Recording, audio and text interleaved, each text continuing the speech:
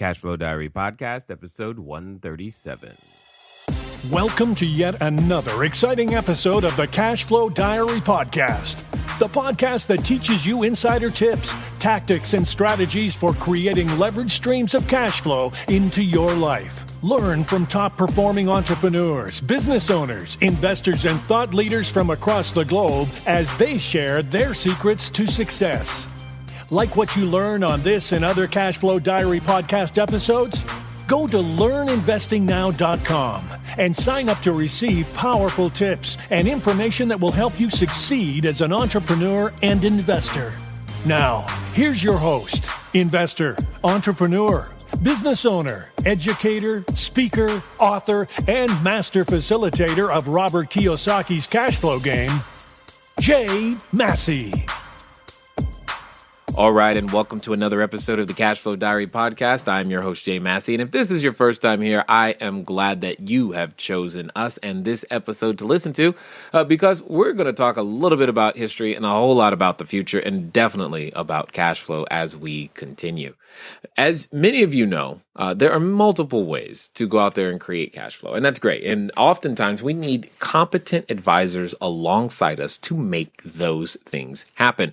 You never know what's available, and you've got to have individuals who are on the cusp of what's available because there's so many things that actually are available to all of us that no one person can master it all. And here's the whole point. Yes, you need to have a great tax plan, but you don't need to be the one who does the taxes. And that's what I'm trying to drive home here is that at the end of the day, when it comes down to you and I building our cash flow, growing our business, and preparing for the future, we need lots of competent individuals with us helping make that happen. So guess what? Today's guest is a former investment banker, and even once I didn't even know such an award existed for Personal Banker of the Year. But guess we got one here today with us to where we can learn a lot about something called a 770 account. Now, here's the cool thing. I don't know what it is either, so we're going to be asking him all kinds of great questions. Help me welcome the CEO of the Arceo Financial Group, Edgar Arceo. Edgar, are you there? Thank you. Yes. Hello, Jay. Thank you very much for having me on your podcast. It's a true great honor to be with you. I'm definitely glad that you make the time, and I know we're going to learn a ton because we know nothing right now about the 770, and I know you got it wired, and we're going to get to that in just a moment. But first, I got the question. I tend to look at today's entrepreneurs, you being one, today's entrepreneurs, a lot like yesterday's superheroes. So, we have Superman and Batman, and you got Wonder Woman, and you got the Hulk, and all kinds of superheroes who are, super in their own right for many different reasons. Here's the thing. Before they were super, they were regular individuals. Something happened to them. Maybe their planet exploded or their parents died. I don't know. But they decide to take that tragedy and turn it into triumph. And most importantly, start saving other people. That's what entrepreneurs do. But here's my question. Before you were CEO and helping lots of people with their finances, who is Edgar Arceo? Oh, gosh, that's, we can be talking here forever, but I can tell you this. I was, before I even tell you about myself, I want to tell everybody, because you probably noticed that I have an accent, so I don't want people to be wondering through the whole podcast, where's he from? And they're not paying attention to what we're saying. So right now I can just tell everybody I'm from Mexico City. And when I came to the United States, I wanted to do ministry. That was my whole passion, to do Christian ministry. So that was what I wanted to do before. But I had some weird teachings in my head that they were telling me that you have to be poor if you want to, serve Christ, that you don't need to have all these riches and, big houses or whatever, that you need to pretty much do like a vow of poverty. And that was my mindset. When I came here, I didn't have anything. I have $50 in my pocket. I didn't speak English. I mean, it was hard for me. I was trying to get into the ministry as much as I could, and you're talking about the superheroes, and it's true. There was always a point in time where they change, where their destiny change, and I guess that's when I realized that God was not here to punish me or to tell me to be poor or to just just be pay all my the curses or whatever it is, but that God was here to bless me, that God was poor so I can be rich, that God did an exchange of all the curses for all the blessings that I am allowed, and not just that, but I am an inherited. How do you say that? That Good enough, that close enough. We got you. okay, great. Yes, that I have his inheritance on me. So when I realized that, my mind changed at that point, and I was like, wait a second, I can have that. God actually want me to be prosperous. God want me to be a blessing to others, but how can I be a blessing when I don't have money? So when that happened, my mind changed, and I started praying for different things. And to be honest, when God told me to start this business as my ministry, I was kind of sad about it, because I always thought about ministry like going on mission trips or helping a church or teaching or preaching or whatever it is. And when I heard that, I was like, this doesn't match with what I had in mind. Uh, but that was a turning point when I accept God's destiny for me. Is when I start, I guess, building my business and to help others, because then God started telling me, it's just that I want you to help people succeed financially. I want to teach people how they can not just be prosperous themselves, but also pass an inheritance for future generations, not just for their children, but even their grandchildren, that most of the time we don't even think about those kind of things. So when that happened is when I realized what God wanted me to do here, and is when, from having $50 in my pocket in a country that I that I didn't even speak the language, to being the CEO of the Arceo Financial Group. But it was all change of mentality, all having the right believing, and when that happened is when everything started happening in my life. Indeed, it does, and that is typically how it goes. We don't really know the mission that we're on until we're told, and when the mission appears, you execute and you move in that particular direction. So let's dive in a little bit, because before you started your business, you were working for other financial institutions, correct? That is correct. And for them, what gave you the courage, I guess, I think I know the answer, because it sounds like a very similar answer for myself, but what gave you the courage to go, you know what? I can do this better, and more importantly, I can do this in a way that I think will make a bigger difference. Yes. Well, of course, you know the answer. When I was working there, they always try to train you in a way, for you to sell more products, more instruments, whatever it is. And many things I was like, you know what, I don't like that. I will do this instead. And I will tell them, and they will never hear me. They're like, no, you have to follow. And I will always ask why. And every time they tell me no, that because this and that, I will always have more questions. Like, I'm not going to sell this product until I know everything about it, and until I'm convinced that is the best for my clients. So they were not happy with that. So after a lot of things like that in the workplace, and after talking even with human resources, telling them I think this is an unethical practice, and many things like that, I came to a point I was like, you know what, this is not worth it. I am fighting too much. I cannot do the best for my clients anymore. So even though that I was succeeding at my work, I just made the decision to quit and start my own company, because I thought I could do much better for my clients. And so it was hard, because you have your work. It's you get your salary, you get your incentives every month. You know what's going to happen next month. When you start a new business, you don't know nothing. You have no idea what's going to happen. I just got married at that point, so it was scary. It was not in my comfort zone. But, I thought like God was telling me to do this for a purpose as my ministry. And I just followed the lead. I just followed the Holy Spirit lead. And I was like, okay, you are in control. I'm going to do it. I don't know how am I going to do it, but hey, Right. let's do it.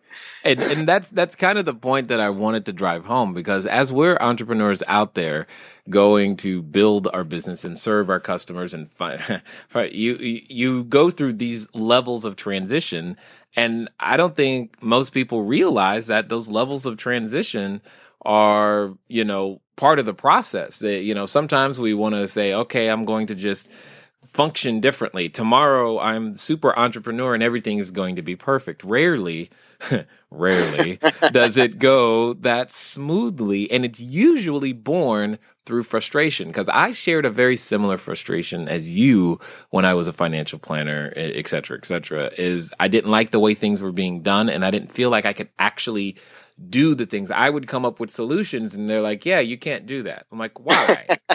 Yes. Why not? Because that's the solution. So I completely understand where you're coming from. And I completely understand the decision that you felt like you had to make in order to properly serve individuals. So tell us, you said you were recently married, so that there had to be, I know for many entrepreneurs who are looking to grow their business, they've got this conversation that they typically have to have with someone important. So you got married, you got this, comfortable looking job. Hey, this is what we do. I know what my husband does. Everything is good. And then you go, hey, honey, I got an idea. I want to quit this and start something over here. That can tend to be a difficult conversation for some people. And I'm just curious, what tips or advice would you give to the individual who is facing a similar conversation for themselves? Well, maybe it was a little simpler for me because we are followers of Christ. So we pray a lot together. We do a lot of things together as far as planning. And so when I told her about this, and I told her what I felt in my heart, like I felt peace in my heart. Somehow she felt also peace in her heart, even though that it was scary for her as well, of course. But she felt peace in her heart. So when that happens, it's just very easy to go for it. Now, if she would have told me, you know what, I don't think that's the right decision, I don't know if I would have done it or not, because of course, my wife is my best friend. If she doesn't have peace, there can be something wrong here, and I have to pray more about it. But when I talked to her and I told her about what I felt in my heart that God was telling me, man, she was 100% with me, and that helped me a lot because, as you know, the first month or even the first year is so hard when you start a business, and she was 100% with me, so that helped. I can even tell you, if I would have done this by myself before getting married, I would probably have given up in the first couple of months because it was just too hard. But since she was there supporting me all the time, man, this was easy. It was very easy. So, and that's one of the things that I think everybody needs to know is that growing a business, no matter what kind of business, it's always harder than you think. And I've heard it said, estimate it's going to take twice as long as you think it's going to take, cost you twice as much, and it's going to feel like you're moving through molasses backwards. It is slow, and there's so much growth that's required. So I commend you for being one of those brave individuals going out there to serve your clients. So speaking of which, tell us a little bit about the Arceo Financial Group, what you guys do and bring to the table. And then I want to dive into this new type of account that I have definitely not heard of, that I want to understand what this financial tool is that we could be taking advantage of in various different ways. Well, the Arceo Financial Group, I started this exactly because I wanted to help my clients succeed financially. It's as simple as that. So of course, I want to understand the clients, not just try to sell them something. And so I want to get to know them. I want them to tell me what are their goals, and based on a lot of factors, I want to put a plan together for them. Sometimes the plan is even going with another financial institution or somebody else, not even with me. If I don't feel like I have the instruments to help them out with the plans that they have, I tell them, you know what, I don't have all the tools that I need for you to succeed financially. I can help you maybe with a couple of things here, but let's do this together with somebody else or with another financial institution or something like that. So I wanted the Arceo Financial Group to be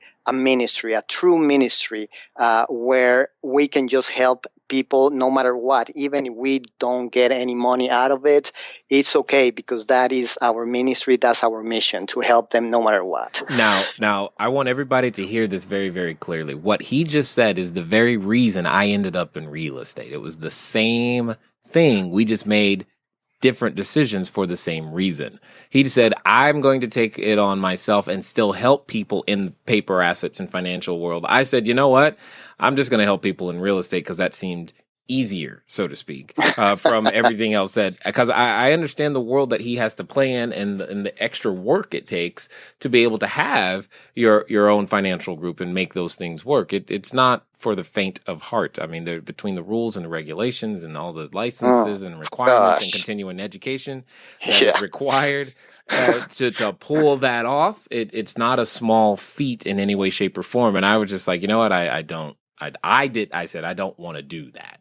He has chosen to do that. And oh man, he's a very rare individual. And the interesting thing, and that's why I want you guys to hear this. The interesting thing is not all financial planners or individuals in his space are even willing to recommend other services, because that was my challenge, is that I wanted to tell people, hey, you got to use a combination of this and a combination of this in order to achieve your goal. But I couldn't do that. I wasn't the CEO of where I was working. I could not do that. And he has the ability to do that. And when you can find someone as a real estate investor, when you can find a financial planner who's willing to have that kind of mindset, you two can help a lot of people with your respective missions grow a lot of their wealth. So I personally commend you for being that person, because there aren't enough of you. That's what I'm trying to say. Thank you, Jay. Thank you very much. And you know what? That even happened when I was working at the bank. Many times they will come and I will just send them somewhere else. And I told them, just please don't tell anybody that I told you this, because they're going to fire me. But hey, this is the best way for you to go. So, and that's how I became the personal banker of the year. Everybody will trust me and everybody will refer me people over. And that's how I, was named the personal banker of the year. That's actually kind of funny right there. But that's the truth. That's what it takes. And those are the things that I want people to hear, is that yes, your business has to sell, but you don't have to sell unethically. Yes, your business has to produce customers and profit, but by doing the right thing, you can still prosper as well as you're out there helping other individuals. So, what is it that you guys tend to specialize in terms of how do you help people? Like, what's your major area of focus?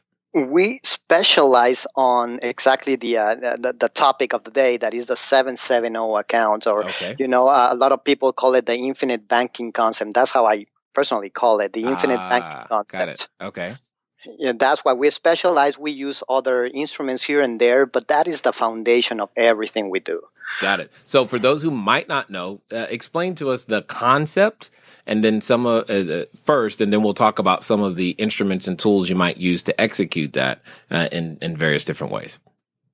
Well, the 7.7, many people have seen maybe videos online, and they are probably wondering what exactly is a 770 account. And it's very easy. This account was named because of the 770-2 section of the IRS code that talks about life insurance. So it is no more than life insurance. It's kind of like the 401k section of the IRS that talks about that qualified retirement plan. The same thing, the 7702 section that talks about life insurance. Now, however, instead of trying to get the greatest death benefit, like a lot of people wants to get the greatest death benefit for the lowest premium possible, we do the opposite. you need to purchase the lowest death benefit required by law, and we can talk more about that, and pay the highest premium that you can afford. And that will enable you to invest the greatest amount of excess cash in the policy beyond the true cost of insurance. So in other words, we're reversing the approach taken by most purchases of life insurance in order to use your life insurance policy primarily as a living benefit rather than a death benefit. That benefit is just a bonus, but we want to use it as cash accumulation. Got it. Now, I know as soon as you said the words life insurance, there was a number of people who went, oh. And if they're still listening right now, I commend them, because I remember in my days when I was working with life insurance, I knew the quickest way to clear a room and to make people be quiet is to let them know that I sold life insurance. They're like, they're just scattered. They're gone. So I want you to tell us from your perspective, what are the most typical situations in which this type of structure has been beneficial for your clients? Who is that person? Because I'm guessing that there's a number of them listening right now. Well, what we're trying to do here is come up with a steady, conservative approach that will guarantee them a certain rate of return with no risk and tax-free, which a lot of people are looking for something like that. So we are not promising huge amounts of rate of return like 10, 20, 30%. That's not going to happen here. But if you are looking for something that is secure, there's no risk, it is tax-free, and it has some other benefits that we can talk about it. But one of my favorites is that you can use it as your own bank, and I can explain how that you can use it as your own bank. And also, one thing is that this is not something that you're going to get rich quick in a couple of years. I mean, this is a long-term commitment, a long-term strategy. And that's why it works really well for like retirement plans and things like that. We're not talking that you're going to be rich in a couple of years. If that's what you are trying to do, then this is not the account for you. And I mean, we can look at other options maybe and come up with the best thing for you. But we're talking about 7, 10 or more years, and then this strategy will be for you. It will give you a very competitive rate of return, and probably even better than a mutual fund, and we can talk about that later as well. But it will give you a guaranteed, at least, rate of return that is hard to find these days, at least. Sure. Well, and here's a couple of things that I know. If I know the people listening right now, there are a couple of words that you said that you're going to have to explain, because while I may have an understanding of what you're saying, I want to make sure that they hear what it is that you're talking about. When you say no risk, explain that a little bit more clearly as to exactly what you mean. Are you tired of letting good cash flow generating ideas go to waste? Go to cashflowdiary.com/ready to apply for a complimentary, yes, that means free, one-on-one breakthrough session. Take action now. Go to cashflowdiary.com/ready. Again, that's cashflowdiary.com/ready. Before we get back to today's episode of the Cashflow Diary podcast, your host, Jay Massey, has some important insights to share with you. All right. So I wanted to make sure that everybody is on the same page. I mean, you've been coming here for a while. You've been listening. You've been hoping. And now we're going to be doing some teaching and instructing for you. So I'm going to tell you how to get access to some information absolutely free. Many of you know that we've been doing apartment buildings and commercial real estate, as well as raising private capital. And we get questions from you guys from time to time. So one of the things that I wanted to do is to let you guys in on a way for me to give you guys some more information, some very direct, here's what you need to do, steps 1, 2, and 3 on how to get deals done, literally using none of your own money or credit, and with all kinds of unique ways and strategies. We've started what we call our Cashflow Core membership. Cashflow Core membership. So what does that mean? That means right now you get to, because you listen here, go over to cashflowdiary.com/reviews. That's cashflowdiary.com/reviews. That's with an S, REVIEWS. When you go there, if you leave us a review for the podcast, I'm going to let you test out the membership for 30 days. My guess is you're going to love it and hopefully you'll stay.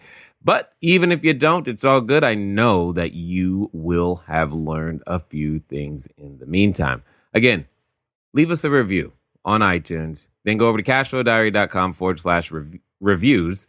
And what you're going to see inside is some information on how to raise some private capital, how to get some apartment buildings done. You'll be able to talk to me on a Facebook group, as well as participate in some of our live trainings that we've got going on. Again, complimentary for 30 days. My gift for you. Let's get back to it. Well, they guarantee.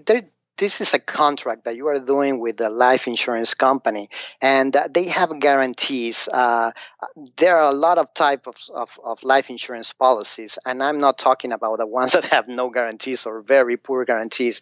I'm talking about the ones that they are giving you a very good guaranteed. They guaranteed, for example, to give you about 3% on your cash value every year, no matter what.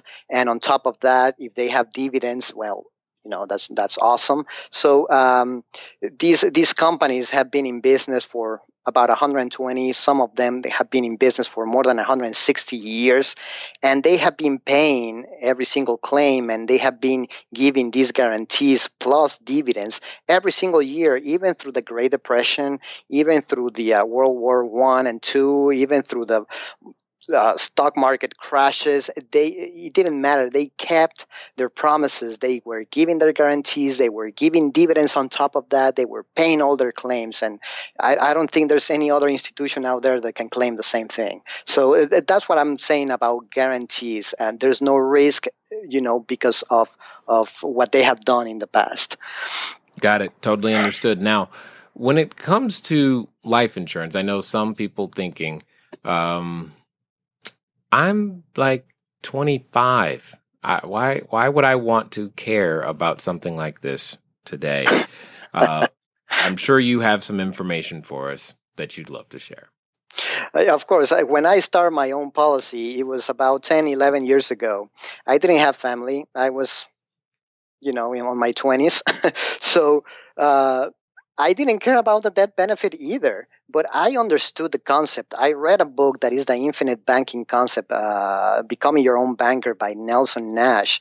And when I understood the concept, I was like, this is a no-brainer. I need to do this. Who cares about the death benefit? I want the cash accumulation that this policy can give me, and I want to become my own banker. I want to be able to finance everything through my policy. I want to have control over my money, and that was one of the main things, having control over your money. Nobody controls the money except you. You are the owner of the policy, and you control everything there. So for anybody that is hearing me and they're like, I don't need a death benefit, neither do I. I mean, I didn't need it. Now that I'm married and about to have kids, I can tell them that this is a huge blessing now to also have a death benefit. And it will be a blessing to you as well, believe me. But, it doesn't matter. Even if you don't care about the death benefit, this is an amazing tool for you. Now, I know that there are a number of people who have heard the concept, especially as real estate investors. We think about becoming your own banker or being the bank in a completely different way than what you mean at this particular moment. So when you say you get to be your own bank, what does that really mean? Well, let me tell you something first. I want to explain everybody that how bank works, if you don't mind. Oh, by all means, this is going to be, it's either going to be good or some people are going to be really mad when they understand what you're about to say. But that's okay. Let's go for it. Because we want to mimic what they are doing in a small scale, of course. So we need to understand how they operate. And so think about this for a second. You put your money inside a bank account, okay? It can be, I don't know, a CD, a money market, whatever it is. They will pay you from nothing or 0.05% to maybe 1% or so. And they will charge you maybe 20% to use it, right? So think about that. Let's say that you deposit $10,000 and you put it in a CD. and they are going to tell you, okay, we can pay you a 1%. And, some banks, they don't even offer that. But let's say that they are paying you 1%. Now, they will lend that money to somebody that is buying, let's say, a car at a 7% rate, right? So they are paying you as a depositor 1%. They are lending that same money, your money, at a 7% rate. Now, you will think that the bank made a killing, right? Because they just made how much there? And everybody will say, well, it's a 6% easy return for the bank, right? But that is wrong. They made actually 600% on that transaction. And probably people are right now like scratching their head. How did that happen? Well, think about this. They on that $10,000, they had to pay 1%, which is how much? $100, right? So 1% of $10,000, they had to pay $100. But they made $700. So really, it's like they invested $100 and they got $700 out of it. So what is the rate of return? That is a $600 profit on $100 that they invested. I hope that you are following me, but that is a 600% rate of return. And just now, so that we're clear, of that 600%, how much do I get? You got 1%. Oh, okay, good. Yeah. That sounds totally fair. Now, the other thing to understand, everyone, is that has nothing to do with things like fractional reserve banking and the Fed's rate and the fact that they can just literally go get a whole lot more money anytime they kind of want to. So just keep this in mind, that this is over and above everything that you've been hearing in the news. Keep going. Exactly. Now, like you were saying, I wish that would be all the profits that they are making, but it doesn't stop there with that $10,000, because the client will pay that money back, the car loan, and the bank will lend it to another person for maybe, let's say, a credit card. And, they charge maybe 20%, sometimes even more than 20% interest rate. So if they are paying 1% and they are making 20%, can you now calculate the rate of return there? That's almost 2,000%. Right. 2,000% that they are making. And that cycle repeats multiple times. They receive all the profits and they will give the depositor a $100 contribution at the end of the year. Now, when it's time to lend that money, are they going to use their own money or are they going to use somebody else's money? Yeah. As I said, as you go through this, either we're going to be informed or mad or both. I'm going to take option number 2. Exactly. The bank don't take risks. They will risk your money. They are not going to risk their own money. They keep their money safe with no risk. Now, the main question here is, where do the banks keep their money? And you are going to be surprised, maybe. I don't know. But they don't put the money in the stock market. I mean, right. They don't put it on another savings account. I mean, they don't follow their own advice. Right. They advise you to put your money on their savings, on the CDs, or even on the stock market, but they don't follow that. They put a large portion of their money in life insurance policies. Yeah. And that's why I want everybody to understand they are either dumb or they know what they are doing. One of those two things. I'm going to go with banks got large buildings, so they know what they're doing. Exactly. They buy life insurance policies by the truckload. They have about $140 billion worth of permanent life insurance. And of course, Bank of America and Wells Fargo are the biggest banks, and they have about $20 billion each on life insurance policies. So they must know something that we do not know, and they may be using it in a way that we probably don't even know. And that's what I want to teach them. And now I can answer your question, I guess, about how they can use this as their own bank, right? Yes. Okay, good. Okay, well, and man, I just want to give you a little data very quick so I can tell them how Sure. they can their own bank, their policy as their own bank. I read a statistic that's online that says that about 40% of our income goes to pay taxes. I don't know if you agree with me, but I think probably higher if you're not a real estate investor, but yes, go for it. That's, property taxes, sales taxes, income taxes. But about 22% of our money goes to pay interest to somebody else. 22%. Wow. Now, the normal, I guess, average American is saving about 3% of their money, maybe 3 to 5%. And they are so concerned about the 5% or the 3% that they are saving. And they are so concerned. They're trying to do a budget. They are trying to save more money. Nothing wrong with creating a budget. That's great. But they are trying to, instead of saving 3%, they want to save maybe 6%. And they are trying their best. And that's fine.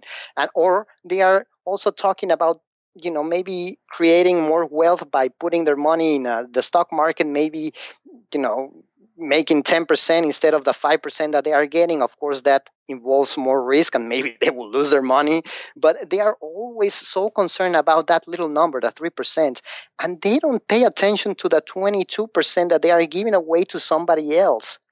So what we are teaching our clients is how they can become their own banker by starting this policy. So this is how it works. You start your policy. Every time you have a cash value inside the policy, now you can use that as your own bank, pretty much. So, for example, some of my clients may have $100,000 in the cash value, or even if they have $20,000, doesn't matter. But next time that they need to buy a car, instead of going to the bank, like I was explaining, and paying a 7%, 10, or whatever it is, percent to the bank, now you come to your policy, get a loan from your policy, and pay yourself back. Now that 7% that the bank was making out of you, you are making that 7% inside the policy. And this is how it works. And it depends which life insurance you're working with. At least the ones that I'm working with, they work like this. Whenever you take a loan from your policy, let's say that you have $20,000 cash value. You take $10,000 loan, even though that you are taking $10,000 out, they keep paying the same interest and the same dividends like if you wouldn't have touched a penny. So a lot of people are they love the compound interest, and many people say that is the eighth wonder of the world, the compound interest. But there is one basic concept about how money works that a lot of people ignore, and that is uninterrupted compound interest. Notice the word uninterrupted. Right. That is the part that everyone misses. So when we have this policy, we have uninterrupted compound interest, because even though that we may be using the policy to finance things, the compound interest never stops inside the policy. And that is how you can start using your policy as your own bank. And even if you are doing this for business purposes, you can even deduct the interest that you are paying back to yourself. I mean, this is an amazing tool. There are so many benefits that we can talk about, but that's pretty much how they can use their policy as their own bank. Got it. Now, some of you are probably wondering, well, okay, I do real estate. How does this apply? Well, let me just give you some insights that you might want to consider. For example, when you're doing a rehab, you don't spend all of the money all of the time over and over again. If you do multiple rehabs, there's probably a certain amount that you have sitting in reserve at any given particular moment. That's just one of many ways of thinking about alternative uses for the idle cash that you have on the side that's not doing a whole lot at this moment and waiting for you to come and use it. One of the interesting things that I like about this whole concept is the fact that you can begin to, because every one of your expenses is someone else's income. And when he was talking about the interest expense, instead of paying it to the bank, you're going to pay it to yourself or to the policy in this particular case, which then is kind of cool. You were going to have a car payment anyway. You might as well, since you're okay with that, you might as well pay it to yourself as opposed to paying it to the bank. Now, there's also something that you said that I found was interesting, and I want to really underscore this. This is not a do it. This is like, don't try this at home type of thing. You know, this is not something you execute on your own, because he hinted at it, but he didn't go that deep into the fact that not all insurance companies or plans are created equal to actually give this benefit. If you want, I would love for you to expound upon that just a little bit more. Yeah, absolutely. And you are right on that. I mean, you cannot just go with your normal insurance agent and say, hey, I want a 770 account. First of all, he's going to look at you weird, like, I have no idea what you're talking about. And second of all, he will probably sell you a life insurance policy that will not work very well. So there are a couple of things that you should be looking for. The first thing is that you should be looking for a mutual life insurance company. Mutual just means that when you buy one of these life insurance policies or participant whole life insurance policies, you are kind of like a shareholder of the company. So that means that if they have a profit, it doesn't go to the CEO. It goes to the policyholders. They have to divide the profits upon policyholders. That's what we're looking for. Otherwise, it's going to take forever for you to break even, maybe 10, 15, 20 years. It's going to take forever to break even. So that's the first thing, a mutual insurance company. The second thing is that you should be looking for a company that has a good reputation. I just do business with companies that are rated A plus or more. If they are rated B or C, I don't trust my money. I mean, we're putting a very large amounts of money. So let's go with companies that are rated at least A or A plus. That's the second thing. And the third thing that I will be looking for, and this is not always the case, but most of the time, I want to go with a non-direct recognition company. Non-direct recognition company. What that means is that you can use it, like I was explaining, your policy as your own bank. That means that when you are taking some money out of the policy to finance whatever you want to finance, they keep paying the same dividends. If that company is not a non-direct recognition, they won't pay you dividend on that money that you just took out. So it can be very important. Sometimes it's not that important, but it can be very important. And I guess the last thing is that if you go with somebody, just try to find somebody that has the knowledge, the experience setting these type of accounts. Ask them how many years they have been doing these type of accounts. Maybe they can show you some contracts that they have done before. And this is something that you can look for. If they present you a policy and it's taking, let's say, 10 or more years for you to break even, there's something wrong with that policy. It normally takes me, with my average client, maybe 5 years, sometimes even less than 5 years. It depends. Sometimes it takes me 8 years at the most to break even. So if it's taking you more than 10 years to break even, there's something wrong with that policy. And something that I would love to tell everybody is that, I would love to help you out personally, but if you don't feel like it, that's fine. You can go with somebody else and you can send me the illustrations, and I have no problem just checking that illustration for you, just making sure that you are getting the best policy that you can get. And lastly, I will go with a broker, just because I don't want when an insurance agent is working for just one company, because guess what? He can just sell that company's policies. No. So even though that could be a great company, one company is not always the best for everybody. So a broker will work best if he works with 5, 10, 15 companies, because he's going to look for the best company. I mean, it takes me sometimes hours to put the right policy for a client, looking at all these companies and structuring the policy, because it's also very important that they know how to structure the policy, because we want this to be a tax-free. And sometimes when they don't know how to structure the policy, sometimes it can become a mech. We can talk more about it, but it pretty much means that it's not going to be tax-free anymore, and there can be even penalties if you use the money. Got it. Now, a couple of things that one thing I definitely want to make sure that everybody understands, because you probably have, if you just heard that, you're like, wow, this sounds complicated and like a lot of work. And it can be, and that's why we work with professionals who understand that. And that's one of the major things that I want to underscore. Now, he's offered something to you that you may not completely understand the value of, when he was saying that he would look at the illustrations. Those illustrations are the offers for insurance that you're receiving from other individuals. And he's saying, hey, look, whether you go with me or not, that's not important. What's important is that you get the right thing done. And to make sure that you're getting that, you need to send to him, he's making himself available, his team available to actually make sure that that's exactly what you are receiving, that you are getting what you think you're supposed to be getting and not the other way around. But the one thing that I really want to make sure that people heard and get, because this you can look up on your own, and this is probably definitely a take-home exercise, if you will, that I would strongly recommend everybody try.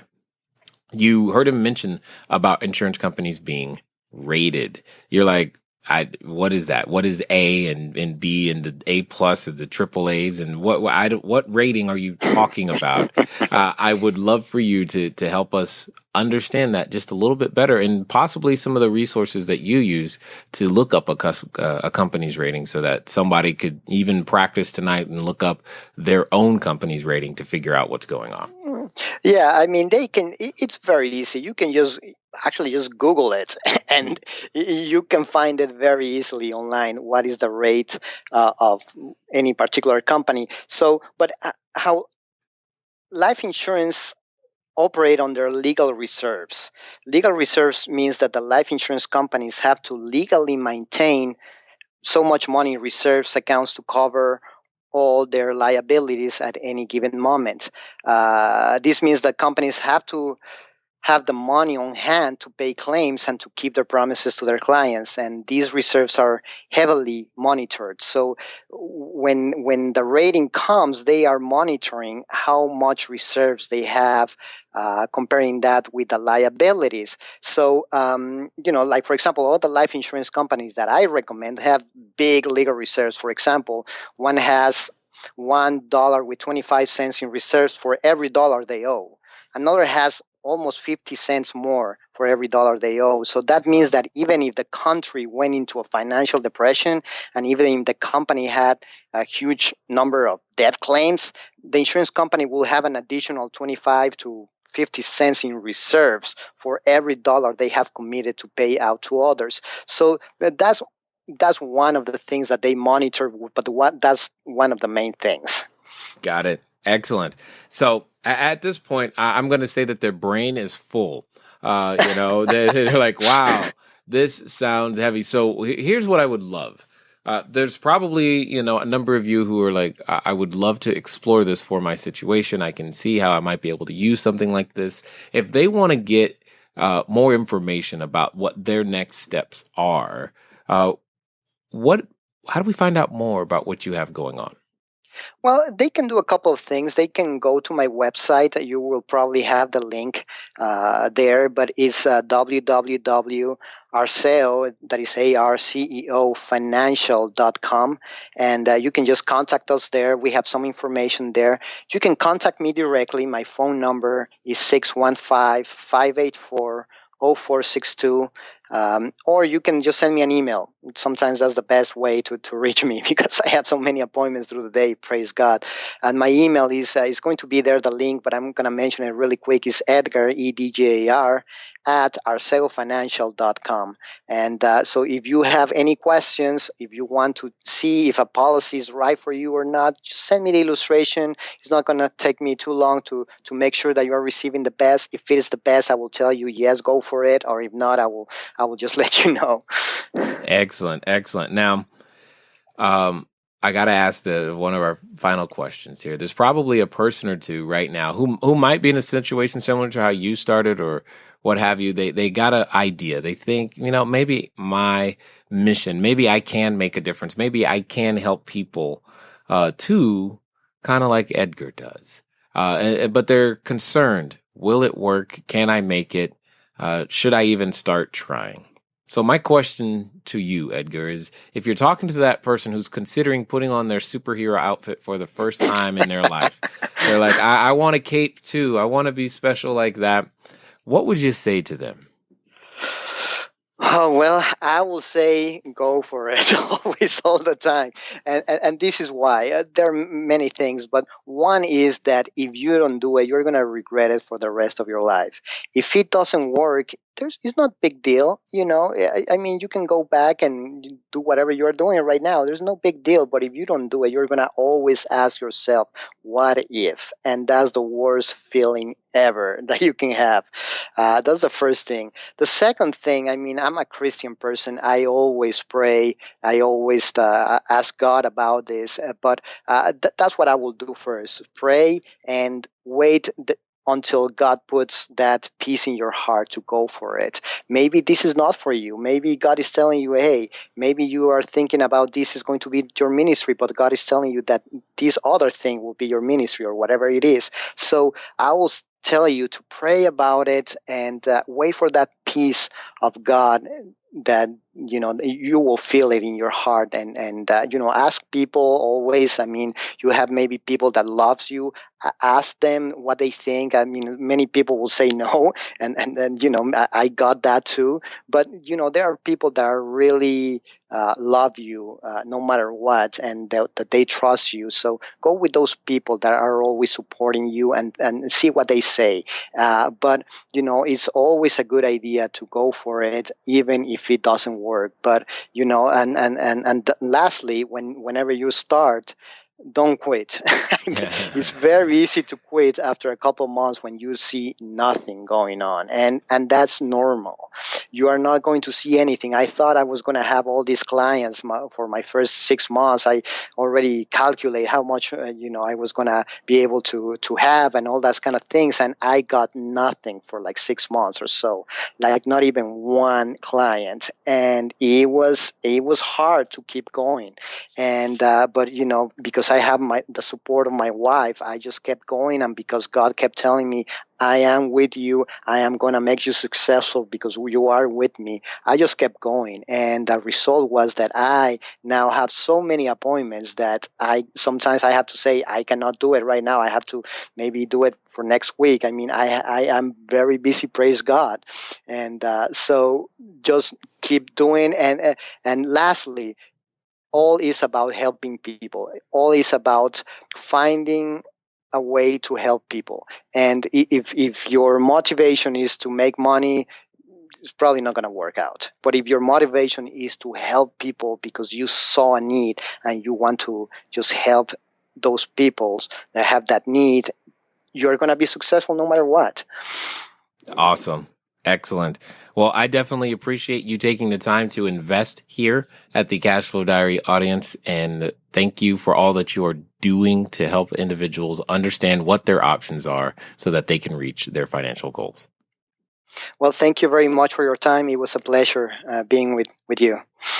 All right, ladies and gentlemen, you know what time it is. It's time for you to move at the speed of instruction. Yes, we're going to have links to everything inside the show notes. Just go over to the website. But most importantly, right now, what you must do is, hey, try that exercise. Go look up the insurance rating of your company and see where that begins to lead you. Give Edgar a call, send him an email, find out, how can I use this 770, this strategy to my best benefit? Because I'm telling you, there's probably things there that you just haven't considered to make it happen. It's been fun talking to you guys today. I look forward to talking to you soon. Until next time.